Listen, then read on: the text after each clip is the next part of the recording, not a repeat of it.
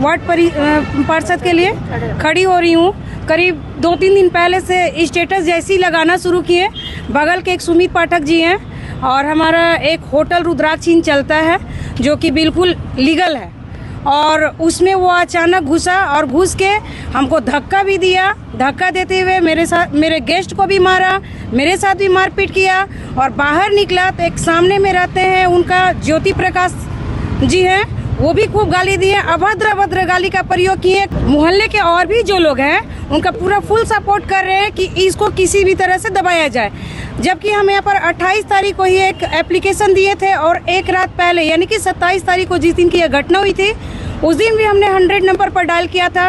और मैंने पुलिस से प्रशासन से सहायता मांगी थी कि सर किसी पुलिस कांस्टेबल को भेज दीजिए जो कि महिला हो, जो कि हमको ले जाए और मेरा बयान वहाँ पर दर्ज करा दिया जाए। तो इन लोग बोले कि मैडम सुबह में आइएगा।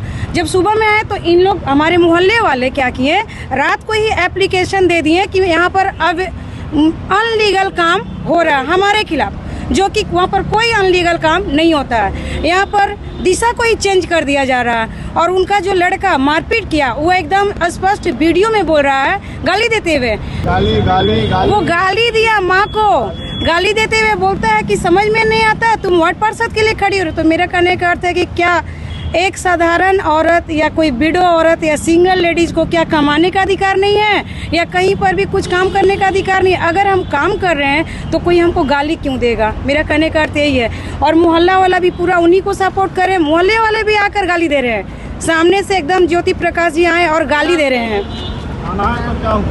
सना का भी सिर्फ आश्वासन दिया गया है कि शाम तक आप मैम डिसीजन दे के बताइए कि करना क्या। और यहाँ पाठक जी जो हैं जिनका लड़का हमारे साथ धक्का मुक्की किया, मारपीट किया, वो कह रहे हैं कि तुम अगर केस लड़ना है तो लड़िए, देखते हैं कि आपके अंदर कितना पावर है, केस हम लड़ने के लिए तैयार हैं। मेरा कहने का अर्थ है कि आप अपने बच्चे को तो नहीं, आपका बच्चा दूध पीता बच्चा नहीं, एक बच्चे का बाप है।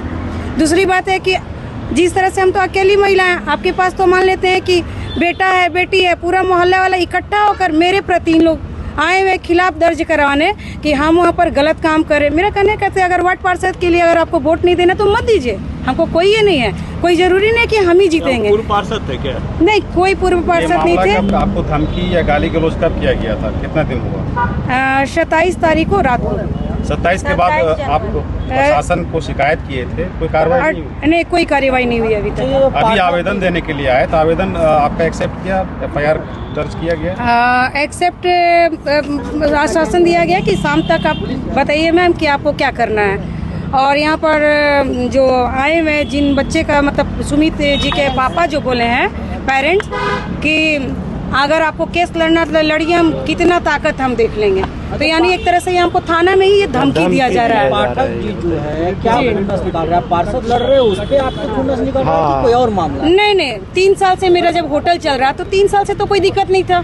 ये अचानक स्टेटस क्या लगाने लगे।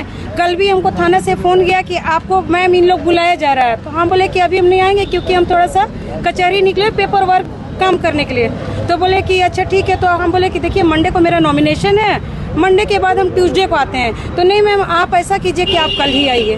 तो मेरा कहने का अर्थ है कि हमको इस तरह से तो ये मानसिक टॉर्चर किया जा रहा है ना। अभी भी जब हम यहाँ पर आए मेरे दोनों बच्चे खिड़की से देख रहे थे कि मोहल्ले के कौन कौन से लोग मेरे अगेंस्ट जा रहे हैं। और मेरे बच्चे अभी बिल्कुल हम जान रहे हैं कि मेरे घर में कोई नहीं है, हम और मेरा 2 बच्चा है। और दोनों बच्चा मेरा जब तक हम नहीं जाएंगे तब तक उन लोग हम अच्छी तरह से जानते हैं। उन लोग भगवान जी के फोटो के पास बैठ के भगवान से प्रेयर कर रहा होगा कि भगवान जी मेरी मम्मी को जल्दी से भेज दीजिएगा। इस बात को हम अच्छी तरह से जानते हैं क्योंकि मेरे दोनों बच्चे बहुत ही छोटे हैं, बड़े नहीं हैं। लेकिन इनके बच्चे तो बड़े भी होने के बावजूद भी इन लोग यही गाली गलौज सिखा रहे हैं और बोल रहे हैं कि गुंडागर्दी तो इन लोग कर रहे हैं। आप अपना परिचय इतना होने के बाद भी अभी क्या नॉमिनेशन करिएगा? हाँ, नॉमिनेशन तो जरूर करेंगे। ये 5 घर अगर वोट नहीं देगा तो कोई दिक्कत नहीं है।